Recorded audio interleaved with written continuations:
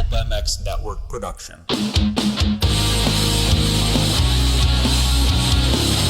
EVS Sports brings you a cheeky Brit and an American YouTube racing sensation weekly on the LVK More Than Moto podcast. Here's your hosts, Lewis Phillips and Kellen Brauer. Welcome back, everybody, to the EVS Sports LVK More Than Moto podcast. I'm Kellen Brauer, along with Lewis Phillips, to preview SMX and probably a few other things on our mind today. We are back with our blind shows. We're back to talk about some playoff action, and this is going to be exciting, Lewis. I'm ready for SMX. Are you? Yeah, I'm super excited. Like, dare I say, almost Anaheim 1 excitement. Oh, that's pretty big. Like, for some reason, I'm like, I don't know. I'm into this. And I don't know why. I mean, I was shocked earlier. I looked at the top 20 seed for 450s. All of the riders are healthy, which is an achievement in itself and kind of made me go, oh, okay. And I think 250-wise, only one rider's out, and that's Bennick. So, yeah, that enough is to get you excited. But I enjoy Charlotte as well. As I've said many a time, the Charlotte MXGP holds a very, very special place in the heart of Lewis. So Charlotte in itself is just a magical place for me. So when you went back last year to ZMAX, you didn't go to SMX I missed last Charlotte year? last year. You only went to LA? I only went to LA.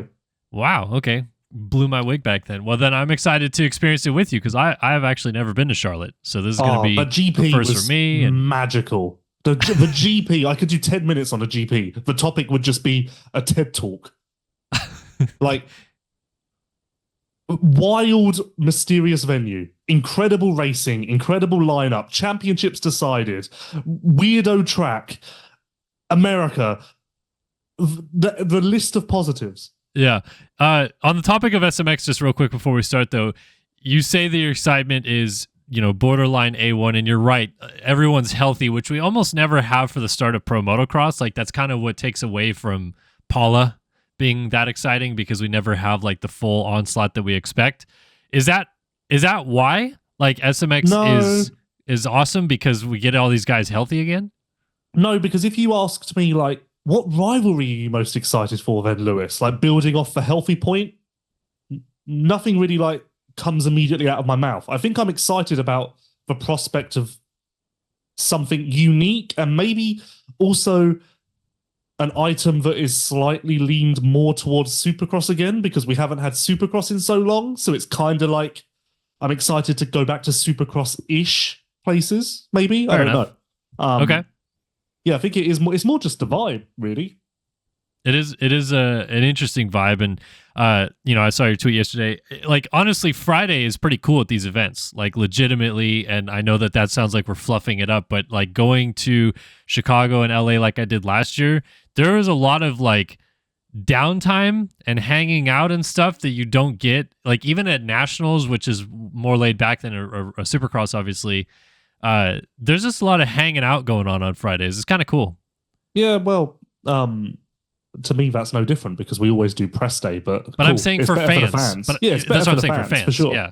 Like I put on Twitter, my plan of attack if I was a fan, well, I am a fan, but if I was a fan, I would go Friday, soak it all in, wander the pits slowly, have a look around, really take it all in, because Saturday, realistically, it's just chock-a-block action. So I would really make use of Friday because I was always a big, use the word again, vibe guy at events. Like, seeing the racing was never enough for me. I wanted to take in the pits. I wanted to really like embrace every single part of the event, and Friday allows that. Yeah, absolutely. All right, let's get into this show. We're going to do our blind topics again. So I have topics. I'm going to do the first half of the show with my topics. Lewis will do the second half of the show. Before we do that, big thanks, of course, to EVS Sports. Experience the pinnacle of knee protection and injury prevention with the EVS Web Eclipse knee brace. For over 39 years, EVS has relentlessly honed their engineering expertise, consistently delivering award-winning knee braces. This legacy of excellence is embedded in every facet of the new Web Eclipse, which represents the culmination of their tireless dedication to innovation and rider safety. Use code LVK30, that is LVK30, to save 30% off today. I actually had someone else reach out to me again last week and said, is there a code for the EVS discount or whatever? And I'm like, yeah, absolutely, this is what it is. And I'm surprised that someone like asked, like, because I say that in the read every time. No, but you need to authenticate the reads a little bit. Okay, but this is authentic. That's what I'm saying. I'm surprised that people don't know that. No, but hey Lewis, did you know, Lewis? Did you suffer any injuries over the weekend? No, I didn't, Kellen. Well, if you did, you could have headed to EVS to get protection to fix your injuries with the code LVK30. Well, did you know, Lewis, that if you listen to us two idiots, you could save yourself a lot of money when you buy knee braces at EVS? It's not authenticated. It's not authentic. Why are you getting upset at me about it? No, just a suggestion. Just like when you mentioned injury, when you mentioned the injury point of SMX, that was a perfect segue to go into how they must all be using EVS protection. Well, if you want your engine to ramp itself up, I don't know if you're rebuilding a bike these days, Lewis. I know you're thinking about going riding again soon. No, I turned my mind. I changed my mind again. Oh, okay. You could use Namura, the leading provider of engine components for motocross, ATV, UTV, and personal watercraft for over 2 decades. Namura has been the preferred choice for premium and dependable engine components for more than 20 years. Whether you're restoring your vintage bike, rebuilding your four-wheeler, or upgrading your new 450 race motor, Namura has you covered. Our extensive line of cast and forged pistons, connecting rods, gasket kits, engine valves, and soon cylinder kits that enhance your engine's performance. Keep an eye out for our new and innovative products in 2024 and beyond. Stay up to date by following us on Instagram at Namura_technologies. And also thanks to Racetech. For 40 years, Racetech has been supplying the motorcycle industry with high-quality suspension components made right here in the USA. For modern and vintage, Racetech is your go-to source for suspension performance. All right, Lewis, let's get into this. As it is the SMX preview show, if that's what you want to call this one for LVK, I kind of wanted to do an overarching topic about SMX, second year of it happening, how we kind of view it. Because last year, there was a lot of like question marks. How's this format going to go? Everyone was struggling with bike setup and all this stuff like that. So as we head into year 2 of SMX, what do you think is like the biggest takeaway we should have from this? Is it going to be more bike setup issues? Is it going to be people complaining about the format and the first race not mattering? Or is it going to be awesome all around? Like, what do you think about it? The biggest storyline? Yeah. But not rider-centric. Well, I mean, it can be rider-centric because the biggest storyline I feel like last year was everyone complaining about bike setup. Okay. Well, that shouldn't happen again, should it? Because we're literally going to a track that the track map is very, very similar to Charlotte last year. You would think, but then I asked so many riders in the pits at Buds and Washougal and all these, like when they're, what are you going to do for SMX testing? How's it going to go? And almost everyone said, yeah, I think I'm just going to run my Supercross stuff. And I'm like, this is the same problem that we had last year. You guys all complained about setup because you ran Supercross. It was too stiff. So when we got to high speed, like especially Chicagoland, everyone was lost. Yeah, but that Chicagoland was the outlier. We don't have a Chicagoland layout this year, do we? And Texas Motor Speedway is pretty crazy. Oh, okay. I'm going to pull that up because I don't feel like I looked at it earlier and I didn't feel like it was that. It's maybe not as fast as Chicago was, but it's vast. Like it's not. I wouldn't call it a Supercross track, which is why if they're going Supercross settings, not a good idea. I guess first and foremost, it depends on the dirt because I think the Chicago dirt being so soft and sandy really was what caught everyone off guard. If this is going to be Arlington dirt and these straights without jumps are just going to be baked hard pack, maybe it's more workable. But still, realistically, you've got a couple of sweeping turns and that's it. There's no like fast straightaway. All of the areas without jumps are sweepers, which I think you can get away with a Supercross setup if it's hard pack because Thunder Alley at the old Vegas, was that what it was called? Thunder Alley? Thunder Alley, yeah. Like, so I think that question mark and that point relative to Chicago is dirt centric. So that, watch this space on that. Yeah. Charlotte, we know isn't sandy, it's loamy, I'd say. Nice little bit of loam in there. Almost perfect dirt, I would say. Or at least in my opinion. You love Charlotte, dude. You're in. I just love Charlotte. Honestly, we should all move to Charlotte. Let's just do it. Okay. We just like that. Brayton, Phil, we'll all hang out. Let's just do it. Yeah. Why not? Honestly, they're a 10 out of 10 in all categories. What a place. Honestly, it'll break my heart if it's not as good as I'm expecting. You're gonna be so let down if it's just like Because terrible nightlife, nothing to do. we are going into Charlotte with 12 out of 10 expectations. Like, I am expecting to be as giddy as a young Lewis all weekend. No, Okay. so but yeah, back to your point. So dirt, I think, is going to be big for setup. Yeah. Texas, because yes, if that's going to be as lonely as Chicago, I can see us running into similar issues, but I don't think it will be. So, Okay. I'm kind of less on that. Outside of bike setup, I think all of the storylines are racer centric because we now know what SMX is. So the storyline isn't going to be, wow, isn't this wacky? Because no, we knew it. We know it from a year ago. So I think the biggest storyline leaving SMX will be how it plays into 2025 Supercross. Well, speaking of rider centric, another question I had with this is there any one rider you think like needs to do really well at SMX? Because like there's not anyone that's racing for a ride necessarily. Like some of the privateer guys might be with their current team situation trying to figure it out. But like, does someone need to like actually have an amazing SMX for their season to be good, for things to go well going into 2025? Or are we just status quo? Even if someone gets 14th, doesn't matter. They could still be a top 5 guy next year. I think that everyone would answer that with Chase Sexton backing up his championship. I disagree on the extremities. Is that a word? Extremities? Extremities, yeah. Sure. I disagree with how extreme some people have gone with it. Like on the pre-season press conference with the NBC Sports crew. Struggling to talk today. NBC Sports crew yesterday. Ricky and James were adamant that like Chase has asterisks next to his titles. This is his chance to finally win a legit title. Ricky said outright, Jet is a better rider, technique-wise, speed-wise. Like he was basically like Jet is better than Chase in every single way. Yeah. I was like, okay, goddamn. But this is why I stick up for Chase, because I stick up for the little people. Lewis has been trodden on his whole life too. Yeah, yeah. Not doing it anymore. We're standing up. But anyway, I was gonna say on the topic of Jet, Mathis keeps saying, "Well, you have something to want to say about him?" No, I have a Jet topic, so I'm concerned you're going to tread on my topic. No. Well, I mean, maybe I am. The only question I have with Jet is if he does what Mathis says, he's going to quit the sport, as in he comes in and dominates SMX off of this injury. Is this like, oh boy, we're in for a long haul ahead of us, because the fact that he can come back and be that good would be pretty ridiculous? Yeah, I'll be there, but I don't think that's going to happen. Well, I mean, maybe, I don't know. I feel like I've heard people saying he's hauling ass already testing. Really? So I've not heard any Jet news at all.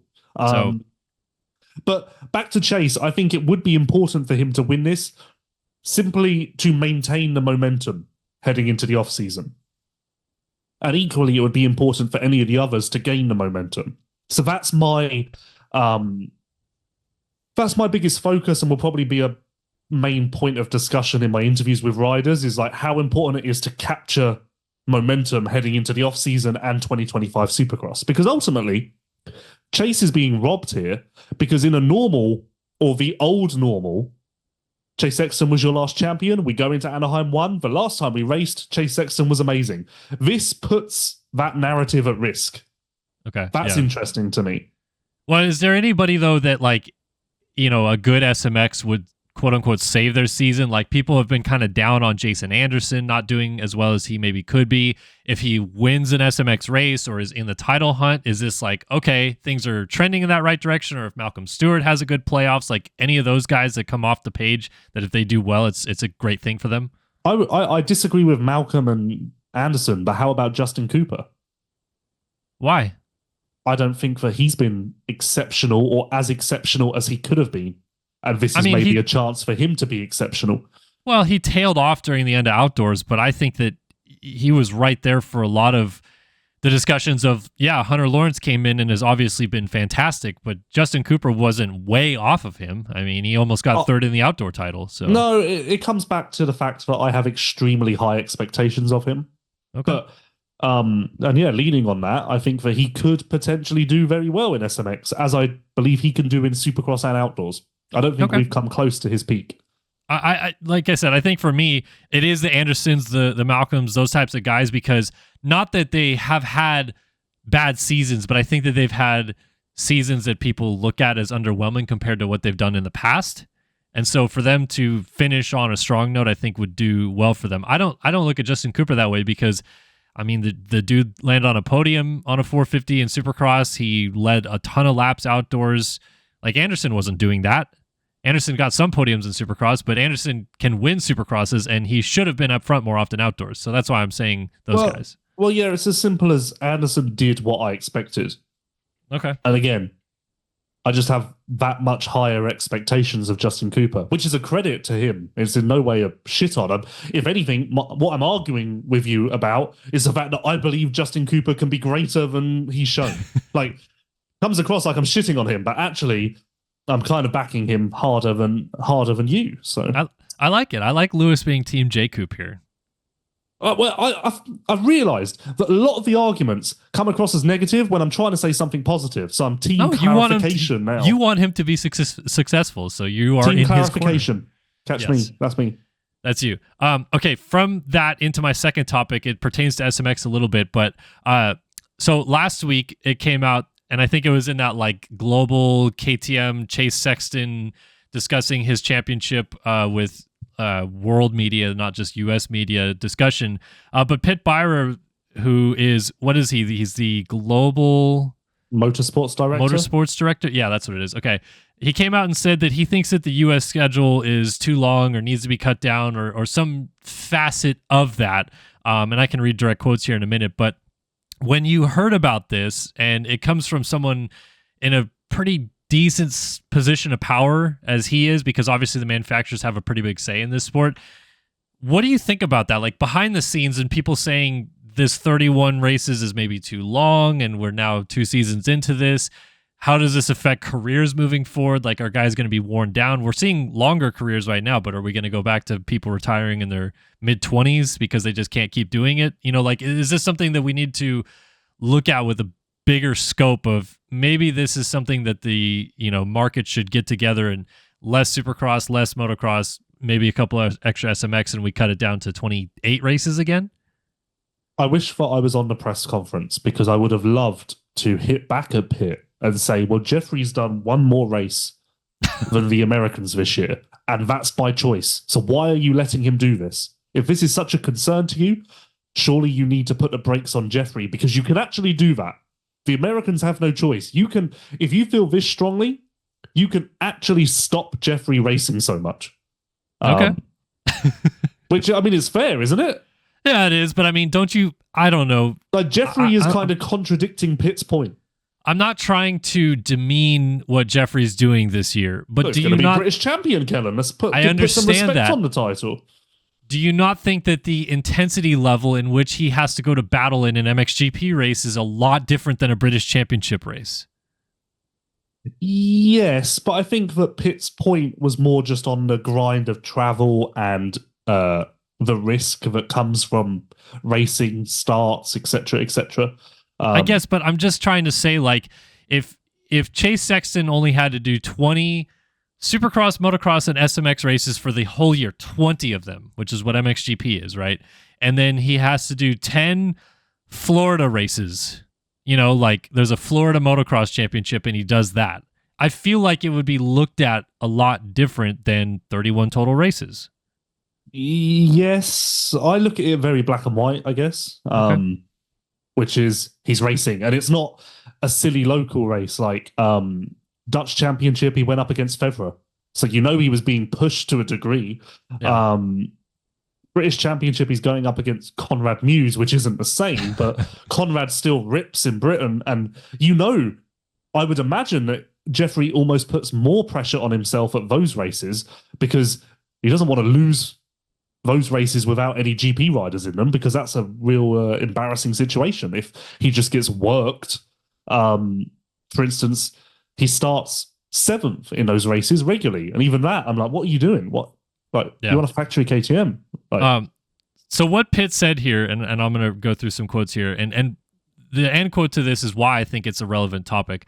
He said, I would like to mention one thing, a personal thing as an ex-rider and working with teams and riders. I think we ask too many races of our riders in the USA. I know not everybody shares this opinion with me, but just think logical. Sometimes riders get injured, and I found riders getting injured for them. I saw them even kind of relieved because that was the only time that they could really enjoy 3 weeks without having any pressure and rushing to the next race. For me, it's unbelievable what Chase does going through the whole Supercross season and the motocross season and now going into SMX. I love it. I am a motocross fan. I want to see them on the track every week, but in the long term, I will push from our side as a factory to all the organizers and promoters that we need to reduce the program a little bit because we're asking too much. And then Sexton said, at least someone said it. I'm glad you said it, Pitt, because I think a lot of riders agree with you. Yeah, Chase has told me this year that it's too much a few times. So that's what I mean. Like, I think behind the scenes, there's a lot of this kind of narrative going on a little bit. And I'm not saying SMX is bad or, the whole season or whatever. I just think that it is something that in the future, maybe there is an actual push to cut Supercross back to 15 rounds, Nationals goes 10, and then you do 3 SMX or something like that. Yeah, what does that work out as? Oh, 28. Yeah. It's crazy that you do that and you're only that sounds like a significant change, but in reality, you're losing a couple of races. But then it's almost a situation of when is it enough? Because in that regard, is losing 3 races really going to change anyone's life? Because realistically, that's only 3 off weekends. That's not enough to recover. That's not really enough to do much. No, but I mean, so what they're doing throughout the season with 31 races, we have 2 breaks in Supercross now, which we used to only have 1. We have 2 breaks in Nationals, 1 weekend, and then a 2 weekend off for Loretta's, which that's always happened, I believe. But, again, just another break. We have another break going into SMX and then 3 straight races, and we're racing all the way till the end of September. Before that, they had figured out a way to get the schedule to basically be done first weekend of September or last weekend of August. And yes, some guys would have to go race nation, so they'd have to keep riding, but it would give them a whole extra month of an off season. I think that's the biggest problem people are having is you're cutting the off season down to the slimmest of margins to still be ready for the next year after that. And they get maybe a week off when before they could maybe even take 2 or 3. Yeah, but I almost look at a longer off season as not being a solution to this problem because it's almost irrelevant, in my opinion. And I can't really justify why right now. I'm trying to delay as I try to come to terms with this. In my opinion, adding time onto the off season isn't the problem because no one's complaining. Well, people are complaining about the off season being too short, but ultimately people want a less packed schedule. So what does adding a month onto the off season do? Not much because the schedule is still packed. It's for off weekends in season that's the problem. So saying, hey, I gave you 2 extra weekends in October, what does that doesn't help. That helps, but it's not solving the problem.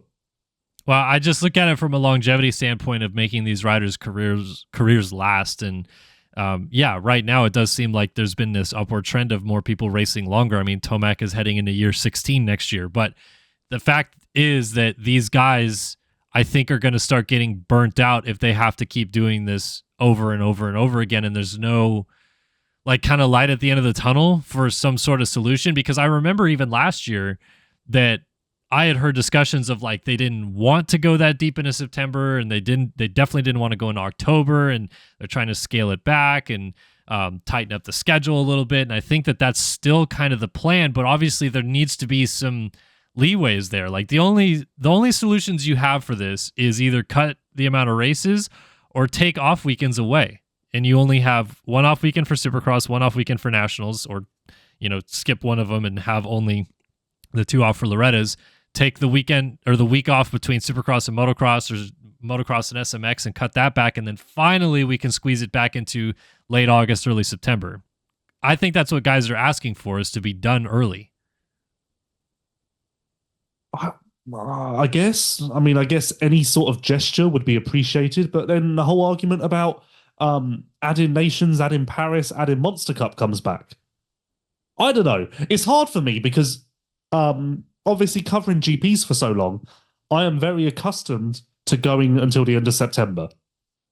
So this just feels like normal. Yeah, but you guys wouldn't start till March. No, I know, but I'm just saying that, like, from a personal like normality point of view, it just feels normal to me. Okay. Well, then the last question I have on this topic is, now that Pitt said it, Chase has also explicitly said something about it. I've heard other riders on record say something about it. Does it move the needle at all? Or is it like literally just Fell at MX Sports, they're together, they're going to come up with a plan. They're not going to take this sort of like criticism into thought? Or is it actually going to maybe start a little bit more of a narrative about this? If I had to bet, I would say that there will be no changes. But if I had to bet on a change, I could see us doing one less Supercross. So 16 Supercross, 11 Nationals, 3 SMX. And then we're down to 30 bring us to races. a nice even 30. Nice even 30. That's more races than every motorsport discipline on the planet except NASCAR. Except Jeffrey Hurley's. Does in a season. Yes, I know Jeffrey does a lot of racing. Congratulations to him. Well, no, it is an interesting point because Pitt is also Jeffrey's boss. Yeah. It's like, hey, Pitt, there's this guy. He's really like racing a lot. Maybe we should worry about him as well. I really wish you were in this call now. You could have represented a European brand for that one call and gone in there and asked this question of Pitt. But well, I was meant to be on it, and then I never got the email. I didn't really understand what it was about, but I mean, like, cool that we got to hear from Pitt and some of those guys about Sexton's championship, because I don't know if you feel this way. I don't feel like we hear a lot of like the KTM Europe opinion of what's going on in the US. It's way more KTM Europe opinion of what's going on in MXGP. That will change coming up. Okay. Obviously restructuring going on in KTM and stuff. But no, I think that it's very fractured between Europe and America right now, and I think that will be changing in the next 2 to 3 years. Yeah. When you were over in GPs and I know Pitt wouldn't go to every race, but you'd probably see him a little bit more often. You'd talk to Dirk Grubel and guys like that. Would you have like them tell you opinions about US often? Nah, I would just tell them my opinions. And then they would respond. No, but there isn't much correlation because Chase and Jeffrey have not communicated on starts at all. And it blows my mind because if I'm Pitt or I'm Robert or I'm DaCosta or I'm whoever, I'm going, hey, we have rider A who's struggling with starts and we have rider B who's on our bike also who's struggling with starts. We should really like get together and figure out like data share and troubleshoot share and just figure this out. And apparently it's not happened. So yeah. All right, let's move on from that topic. I got 2 that we could talk about. One is non-moto, one is moto. I'm going to ask the moto one first, but I feel like you may veto this one. We might get our first veto. You fucked me because I also had a KTM topic and I also had an SMX topic. Okay, well, so this may be a short show. Short show. Here's my non-moto topic, and it has to do with the fact that, you know, we both go to the races. We both don't live particularly close to like many races. You don't live close to really any race except for one Supercross, but you don't, you know, that race had already passed. And I live close to a national and a couple Supercross races, but that's about it. Almost always we have to fly to something. But there is the chance for a handful of races, you would be a little bit tougher to drive to the races. And you used to do that in Europe all the time. You would drive from the UK to, I think you said you went to even Lockett. And that was a super long drive, right? Like 14 hours. So my question to you is, what is the crossover point for you where suddenly a race is too far for you that you need to actually be like, okay, I got to fly here. Like, there's no point in me driving, having my own vehicle or whatever. Like, when is it that crossover point? First of all, is this non-moto or moto? It's a non-moto with a moto flair because I have a related topic to this. Okay. Well, I'll answer this very quickly. I hate driving. There is nothing that boils my blood more than driving. Takes too long, too many idiots. If you tell me right now to drive 10 minutes, I'm going to complain. Hate driving. I avoid driving at any cost because it's just a pain in the ass.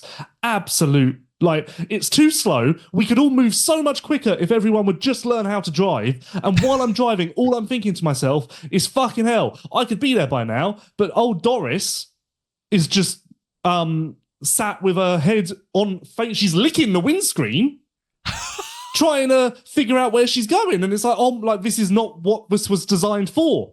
This was designed for us to go at speed quicker. And instead we're like, no. I hate driving. I hate driving. I honestly hate driving. I was going to go and visit Max Anstey this weekend. He said to me, come up this weekend. It's an off weekend. Come up and hang out. 3-hour drive. I went, I just can't do it. I cannot do it. I can't. You come here. Okay. I can't do it. I hate it. I can't. I didn't realize I touched a nerve. I didn't realize I touched a nerve. Don't make me do it. Okay. You don't want to drive. But in the event of a race happening, like, let's say the second playoff, or even the first one, was at Atlanta Motor Speedway, which for you, I think, is a 5-hour drive from Tampa. 7. Would you drive that? No? I'm out. You would fly from Tampa to Atlanta. Yep. As long as the only way that I'm driving is if it's so much cheaper that it, like, there's not even a case to be, like, if it's so logical to drive, I'm doing it. But if I can find a flight that's within the same sort of range as the price to drive, I'm straight on a flight.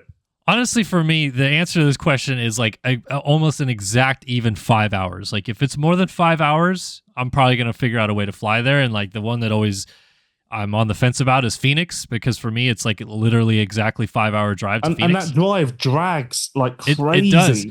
But the point I'm making with that is I live an hour from every airport. Like the closest one to me is 55 minutes. So if I have to drive 55 minutes to an airport and then sit in the airport for an hour, let's say hour and a half, going through security and then getting on the plane and all that stuff, and then it's an hour flight to that 5-hour away place, and then you get off the plane and you have to take a shuttle to the rental car facility, you add another 45 minutes. We're already almost at like 3.5, almost 4 hours of time. I'd rather just have my own vehicle at that point. No. You know what I mean? No, you're out. I've optimized my life because I'm now 10 minutes from an airport, so minimal driving there. I've really figured out a way where I do not have to drive more than 15 minutes at any point ever. It's great. Except for when you land in Syracuse and have to drive an hour to Unadilla. And I've absolutely hated it. All I did was talk about how it was the longest drive and, oh my God, why won't this person move? We could be there by now. This is ridiculous. They shouldn't be driving. Like, let's just drive at speed and know where we're going. We've all got sat-navs now, or or whatever you people call them. What do you call them? Yeah, GPS, navigation. GPS. We've all got them now. We all know where we're going. There is no need to lollygag. Don't get me started on traffic lights. Fucking sat there for... I went on earlier. Actually, I shouldn't say that. Earlier, I was sat at a traffic light for so long, I went on TikTok. Because I was like, I'm literally just parked at this point. Just here. Okay. Like, well, then why did you drive so much in Europe? Because I drove to Lockett because Prague is a massive holiday destination and the GP was always in July. So the flight prices were insane. Okay. So there's a price variable that you... But that's what I said. If you tell me, Lewis, it saves $1,000 to drive to this race, then I will be like, I get it. I'm in. If you tell me, Lewis, it saves $100 to drive to this race, see ya. I'm going to get on a flight. Okay. Fair enough. The Tampa Stadium is now 15 minutes from me, and there will be a Supercross there next year. I may fly to it. Okay. Well, we're supposed to hear the schedule this weekend, no? Or when do you think? One of the SMXs. One of them. I know that it was the finale last year, but I feel like it's got to come soon enough. All right. I mean, honestly, I don't need to drag this topic on much longer, but I'm glad I struck a nerve with you because I feel like we've been tepid Lewis of late. And I just I hate it. I absolutely hate it. It's the worst experience in the world. It's so like... I just hate it with every bone in my body. Okay. I hate it. I hate it. All right. Well, good stuff. Let's get into the second half of the show. Before we do, big thanks to EVS Sports. Experience the pinnacle of knee protection and injury prevention with the EVS Web Eclipse knee brace. For over 39 years, EVS has relentlessly honed their engineering expertise, consistently delivering award-winning knee braces. This legacy of excellence is embedded in every facet of the new Web Eclipse, which represents the culmination of their tireless dedication to innovation and rider safety. Use code LVK30 to save 30% off today. All right, Lewis, You said that I maybe ran through some of your topics, so I apologize. But what do you got for me this week? Oh, well, now I have nothing really. Yes, you do. You So said you this had is an 5 issue. topics. Okay, my topics may be shorter because they are kind of similar to what you were saying. So topic number 1 is Jet Lawrence in a no-loss situation heading into SMX. No loss, as in like if he does bad, it's not that bad. Kind of thing. Well, if he doesn't win, he can say, or we can say, or anyone can say, "Oh, he's coming off injury. What do you expect?" Yeah. So, and I if guess he that's wins, it's basically amazing. And yeah. Yeah, and if he wins, he's God. Basically, there's no way that Jet Lawrence comes out of SMX looking bad. No, I think there is, because I think that if he comes back and doesn't progressively get better, then yes, we're gonna have a little question marks about that. Like if he's 7th at the opener, because last year what he finished 9th at Charlotte last year or something like that. It wasn't good. Yeah, it was bad. Yeah, it was bad. Let's say he's 7th at the opener, then battles for the win at Texas or finishes 2nd or 3rd, but then randomly goes back to the finale at Vegas and finishes 8th, like straight up. Don't you think that raises some questions? Yes. Okay, let me counter you with this. Is it possible that what I said originally is actually the logical way to look at this situation, but Jet Lawrence is so good and considered to be so godly that all logic goes out the window, and therefore my point is moot? Yeah, so like you're saying that he's so good that if he doesn't do good, people are just going to automatically be asking questions. Yeah, logically, should he be in a no-loss situation? Yeah.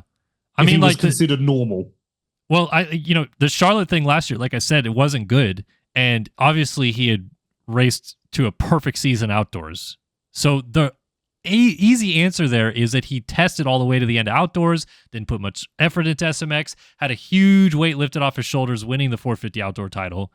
So then, doesn't come out shining right away at Charlotte and immediately turned it around. But I remember that week from Charlotte to Chicago, everyone being like, "Oh, what's going on?" Yeah, but last year he was in a loss. He wasn't in a no-loss situation because he came off of outdoors and there was an insane amount of pressure to back that up. But he had a reason.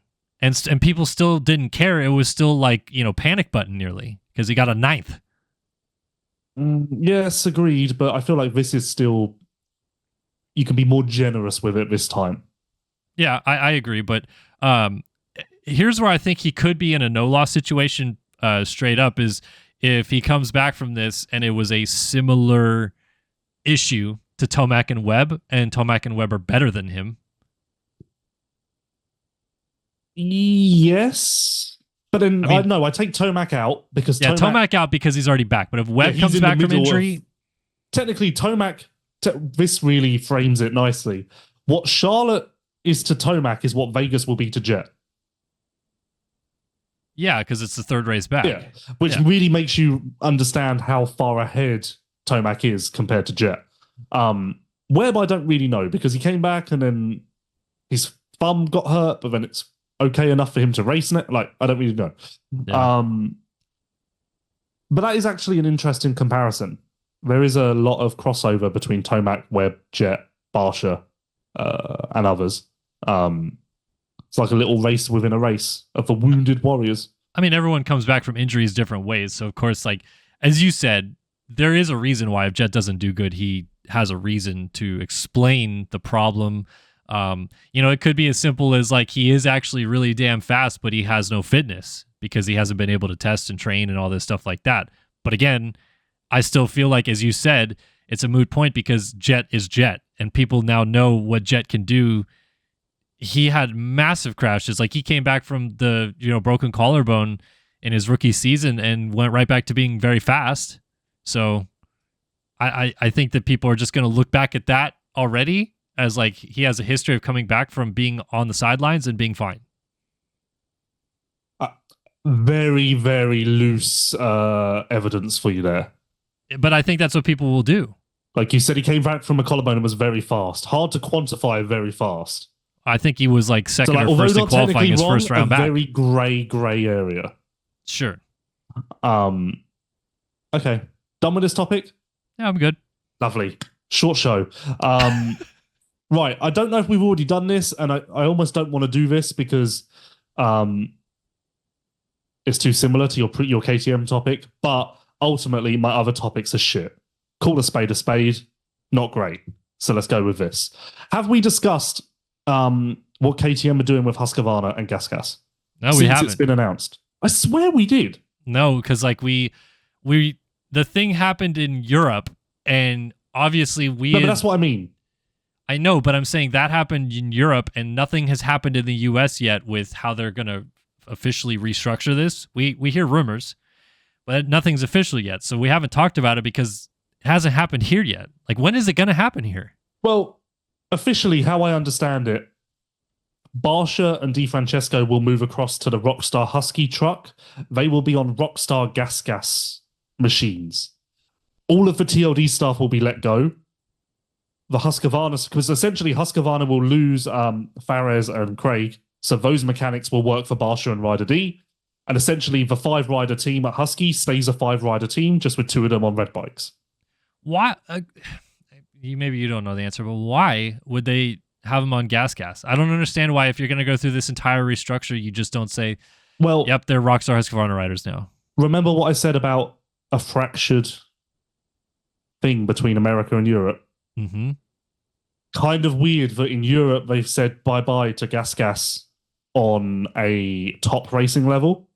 Because for those that don't know, in Europe now, KTM and Husqvarna will race in MX2 and MXGP. GasGas will be EMX only, so essentially amateur only, which is what GasGas was always meant to be to begin with. The idea with GasGas was that it was going to be the entry-level brand. Husqvarna was always marketed as a premium offering, and KTM is always ready to race. GasGas was never meant to be as good as it was. The common consensus in Europe, at least, is that when the opportunity to put Prado on a GasGas became available, Spanish rider, Spanish manufacturer, it was too good to pass up. But ultimately, that led them down a path where GasGas was winning world championships, which is not actually what GasGas was meant to do. So now that Prado's leaving, an ideal time for them to go hard reset, let's go back to what was intended. Bizarre to me that they wouldn't do that as well in America. Because surely having Barsha and Rider D on GasGas is a bigger headache than just putting them on a Husqvarna. Yeah, especially pitting out of the same truck, because don't you think that, like... Well, you know they've got 2 trucks. Yeah. Husky. One of them will be a Rockstar GasGas truck. It'll literally be like GasGas red and all that stuff? Yeah.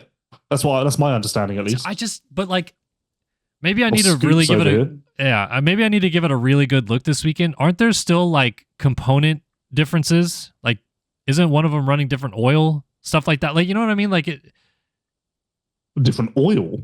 You know what I mean? They have different sponsors associated with each team, because TLD has their own. Yeah, but that's I guess that's moot. I understand that. So that I don't understand why, if they're going to just be Rockstar GasGas, they wouldn't just morph into the one team. Because they're already going to be changing stuff, I would assume. It's not just gear that's going to change on the bike. I guess it's just the optics of having a Husqvarna and a GasGas under one truck, and what do you brand a truck and all of that. It's just weird to me. It's weird to me that GasGas will have a racing presence in America, because at its core, I do really understand what they're doing in Europe. It really makes sense that GasGas is becoming the 125 and the EMX 250 bike. So essentially the bike that amateurs aspire to be on. And then when you are ready and you are feeling good to take the next level, then you stay within the Austrian group, but graduate to a Husqvarna or a KTM. Like, it all makes sense to me. The only thing that doesn't make sense is why America is clinging on to GasGas at the top level. Yeah. So then, I mean, it's going to change a lot, but do you think that the plan into 2026 is that team doesn't exist? Like, Barsha and Rider D's contracts, when they're up, will not, they're not going to do Rockstar GasGas until 2030. In Europe, the stance this year was, we are not signing any new riders. we are housing all of our riders who are under contract, but we are not taking anyone in. Yeah. Next year, Chase is up, AP is up, I believe Vial's up, Juju's up. Yeah, Vial's up. So the whole of KTM team are up. I believe RJ's up, but maybe not. Maybe the championship. No, he is too. Okay. Malcolm's definitely up. I would presume that Cochrane is up. Why would he be on a multi-year deal? Barsha's definitely up, and Ryder D's definitely up. Holy shit. KTM just completely different by 2026. Well, yeah, so essentially what that tells us is that in 2026 they can literally do whatever they want. What do you think they do? I would hope that they would get on the same page and run a strong KTM team, a strong Husqvarna team, and then take Gas to the fun side. Harder to do here, admittedly, because EMX in Europe is so prevalent, impossible to ignore, gets great coverage, that by having Gas teams in that series, Gas is still exposed quite well. Obviously, the amateur scene here is very amateur. There's not much crossover to the pros. So that makes it a bit difficult. But I cheer for uniform. So if we're doing this in Europe, let's do it the same in America. Yeah. I'm going to Austria in a couple of weeks. Oh. Yep. For what? I'm flying straight from Texas to Austria and then straight from Austria to Vegas. Damn. Okay. Is there news that you can break? Well, for why? me and Pitt have got to sit down and figure out what we're doing. Are you going to the first thing you're going to say to Pitt is going to be like, why are you complaining about Chase? Jeffrey does just as many races. Yep. That's what we're thinking. That's item number 1 on our agenda. I'm going to say, how much money are you paying Chase? And he's going to say the number that I think I know to be accurate. And I will go, just pay him more. As you mentioned with KTM's idea with Gas as its, the base entry level brand, they lost a big amateur rider in Cole Davies off of Gas to a Star Bike this, July or whatever it was, June. Do you think that has anything to do with this? Like, do you think that KTM going through this weird, crazy restructuring just couldn't put something in front of Cole Davies that made sense to him, and that's why he left? I think that is what Cole Davies is telling people, but I don't believe that to be correct. Well, I mean, of course, like, if someone comes knocking with a star deal, 9 times out of 10, it seems like they're going to sign it anyway. But if the KTM legitimately did not have a, yes, here is your 2-year deal, amateur this year, pro in 2027 kind of thing, or 2026, maybe they couldn't do that for him. But then KTM here have doubled down on a new KTM amateur program, a new Husqvarna amateur program. So it really is, because there's none of that in Europe for KTM and Husqvarna now, or there won't be. Well, there will be one EMX 250 team for KTM, but it's more Gas is more 125. Not even less so 250 and more real far down the line. I need to talk to Pitt. What's the Gas? What's the Gas EMX team? Badini. Okay. Very so Italian. Next year you're going to have Gebben Van Venrooy KTM, which will run Cass Volk in MX2. You're going to have SS24 KTM, which will be KTM's EMX 250 team, with riders who names are honestly just a lot of letters, so I'm not even going to attempt to do that. Badini will stay as Gas. And then there's one more Gas team. There's a Race Store EMX 125 team, and maybe that's actually KTM. They're KTM now, or I can't remember if they're changing. I saw the list. I'm very in touch with the KTM situation. Great sources at KTM. Great sources. Yeah. It's honestly, it is one of those stories in our sport right now that it's kind of crazy it's not being talked about more, because I don't feel like that this is just this year. There's going to be some restructuring and everything will be peachy keen. I feel like this is going to be felt for a while. Like, there's going to be some ripple effects.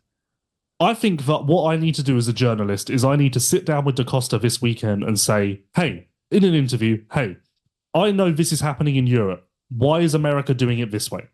Well, make sure you wish him happy birthday first. He's fine. He just turned 80. Come on, it's a big He's landmark. fine. All right. He's fine. Dare I say that wins topic of the day? I mean, I didn't even get to my Pretty topic. good. Honestly, I like that I got you so riled up with how long you'll drive in a car. So I just hate it. Just licking the windscreen might be the name of the show. So see, this is what we need to do. The one with the licked windscreen. No, it's licking the windscreen. That's what it's going to be called. Just honestly, like nothing winds me up more than not moving at the speed that we can move at.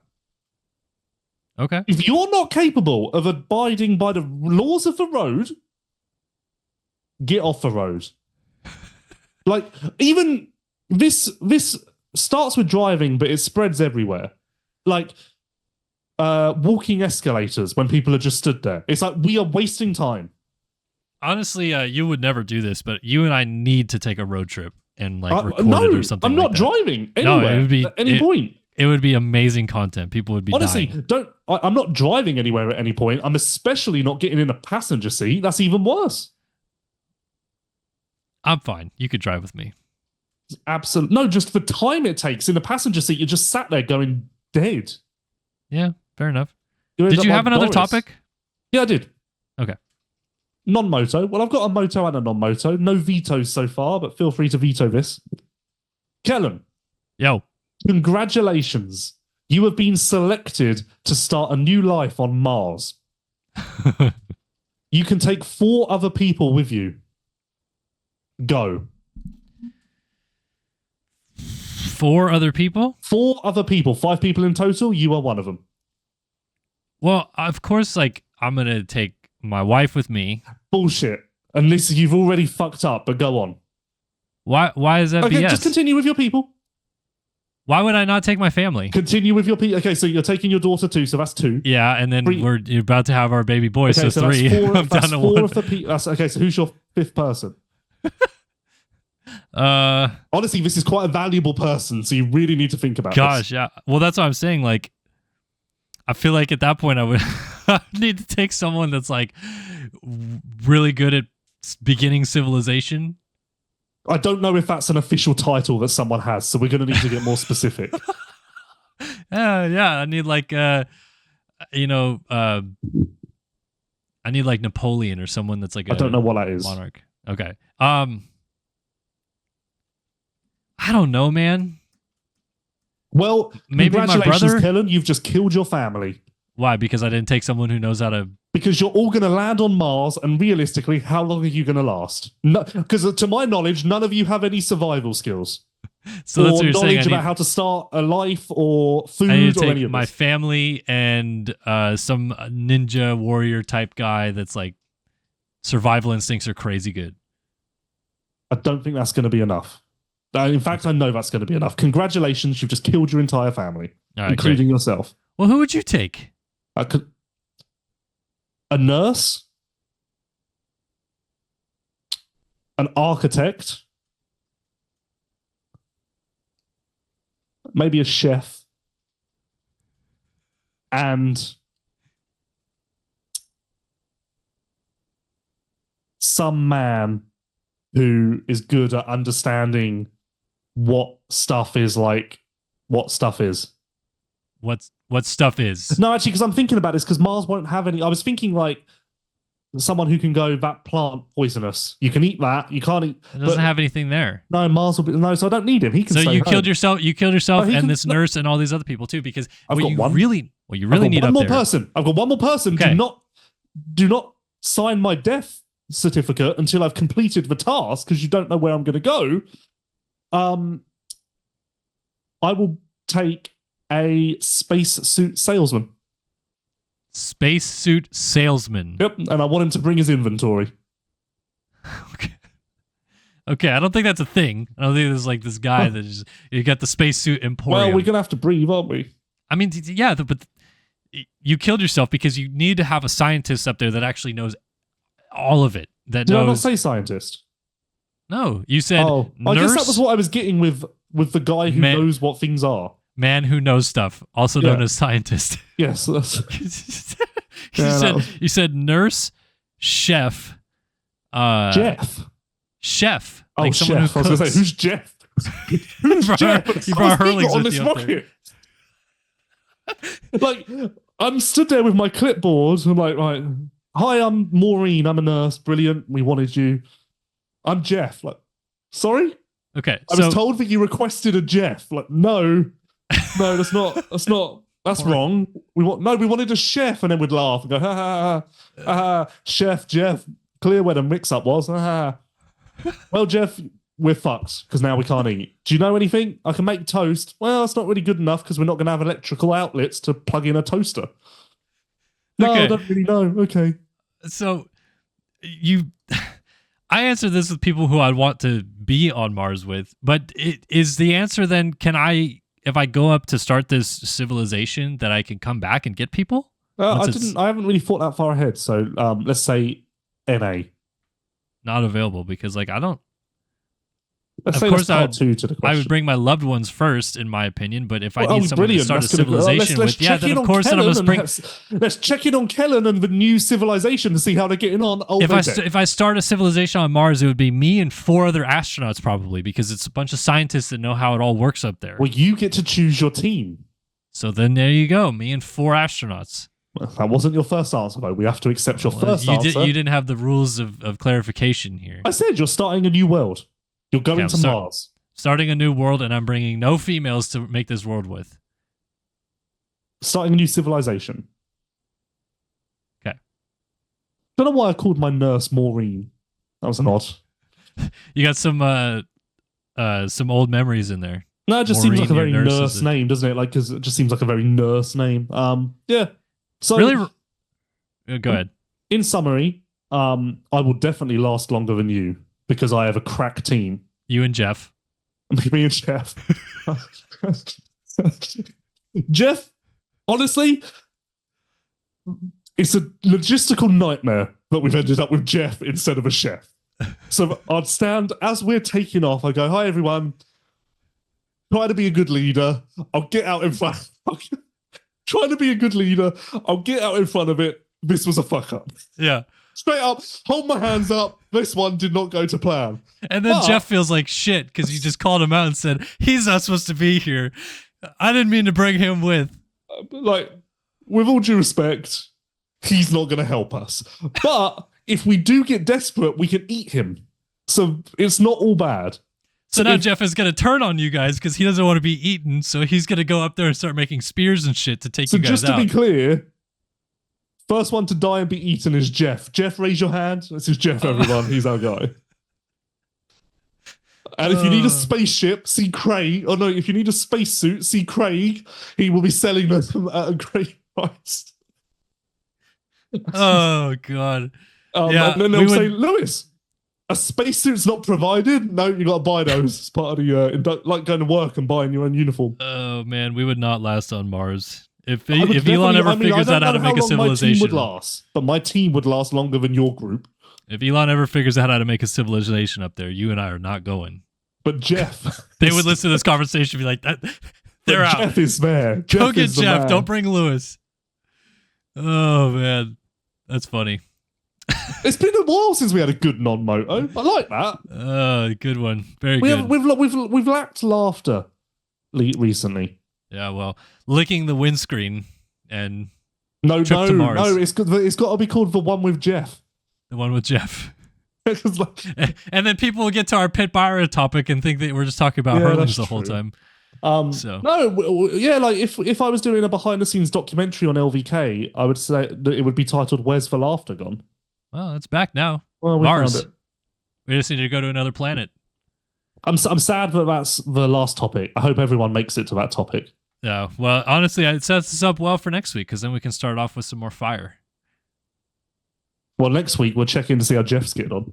Yeah. How are we going to do LVK between Texas and Vegas? I don't know. Maybe I'll do it with Pitt. We'll have Pitt on the show. We could. So what about Jeffrey Pitt? Have you had much discussion with Jeff? What? That's what you'd say to Pitt? Oh, no. Next week, if I was actually really funny and really clever and could be bothered, which I really can't, quite lazy, next week I would find a random man. And next week, when we log onto the show, I would have a third screen and I'd be like, this is Jeff. And I'd tell him his backstory. I'd full on brief him on his character bio. And then 2 minutes of the show, you'd be like, well done, Jeff. Thanks. You're off to Mars. We'll see you at the space shuttle. Jeff, so you're not a chef, to clarify. No, I'm not. Oh, what a show. Good times. Yeah, this has been the EVS Sports LVK More Than Moto podcast. Big thanks to EVS Sports, Namura, and Racetech for backing us. SMX, it is go time. Charlotte coming this weekend, and you and I will be there. We'll be hanging out Friday, Saturday, ready to watch some action and come out on the other side of this with a lot of hot takes probably about what the heck just went down and whether or not Jeff will be joining us next week or not. Viva la Charlotte. Viva la Charlotte. Thanks for joining me, Lewis. Thanks everyone else for tuning in as well. And we'll see you guys next week after the Charlotte SMX round.